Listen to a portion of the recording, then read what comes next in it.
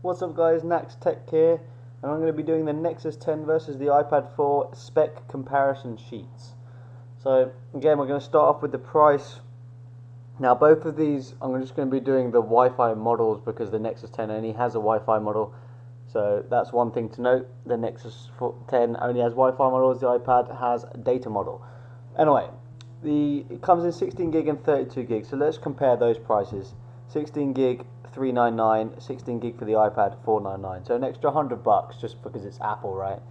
$499 for the 32 gig on the Nexus 10 and $599 for the 32 gig on the iPad. So it's $100 cheaper on the Nexus 10. Now here comes the biggest spec of them all. We know the iPad 4 and the iPad 3 had this amazing Retina resolution. It was the first to bring out this ridiculous resolution, okay? Well, Google and the Nexus line has just beaten it to shit, basically. We've got a 10-inch WQXGA screen versus a 9.7-inch IPS LED. That's not the interesting bit. The interesting bit is this resolution. The Nexus 10 comes in at a whopping 2560 times 1600 with a pixel density of 300 ppi. Compare this to the amazing iPad 4's Retina display, the resolution which is 2048 times 1536 and 264 ppi. The iPad 4 has been beat in both resolution and ppi. This is a big deal. Apple is always on about its Retina display with its amazing ppi. Well, the Nexus 10 has a bigger screen, bigger resolution, and a bigger PPI. It's just smashed it in every aspect. Now, I haven't seen the Nexus 10 screen, but from a few early reviews, they say it's absolutely amazing, and you'd expect it to be, right, with that kind of resolution. So, yeah, that is the biggest difference. The screen, and Google's touting this screen to be the best screen on a tablet ever. The highest they said, I think their quote was the highest resolution tablet on the planet. So yeah, it's kind of cool, right? I'm probably going to pick up one of these, so stay tuned for that review because that resolution is just amazing. The processors, we've got the Exynos 5 A15 dual core versus the A6X dual core. The Exynos 5 comes with the new Mali 604 graphics, which is an absolute beast. I've got another page up here that shows the Exynos 5 5250, which is this chip here, versus the A6, but not the A6X. So this is slightly better. But anyway, if we have a look here, the Exynos dual core, it is the same that's in the Chromebook, that's in that tablet. So you can see here, lower is better in SunSpider versus the Apple A6, 668.5 versus 908. In the V8 and Octane, high is better. 3871 versus 1533, 3465 versus 1672. I mean, these aren't GPU benchmarks, but look at that, is a big difference. This Exynos dual core A15 architecture is an absolute beast, and it beats the A6. I don't know whether it beats the A6X. We'll have to find out. But it's going to be pretty much on the money and comparable with it. So they have put an absolute beast of a processor in this tablet. Next up, we got the RAM. The iPad comes with 1 GB of RAM. The Nexus 10 comes with 2 GB of RAM. So you can see the Nexus 10 is just trumping the iPad at every opportunity. It's going to be nice having 2 GB of RAM in a tablet. It's going to be really nice. Now the storage.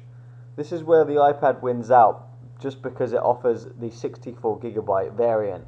The Nexus 10 only offers 16 and 32, whereas the iPad offers 16, 32 and 64. So yeah, I don't know whether Google will release a 64, but you've got to give that one to the iPad. There is more options. Cameras, what have we got on the cameras? 5 megapixel rear camera on both be capable of supporting 1080p HD at 30 frames per second. The Nexus 10, as you can see here, has a higher megapixel front-facing camera versus the iPad's 1.2. The Nexus 10 has a 1.9. Battery life, they've used different stats here, so I'm not really going to compare them, but 9,000 milliamp hours is a good battery life.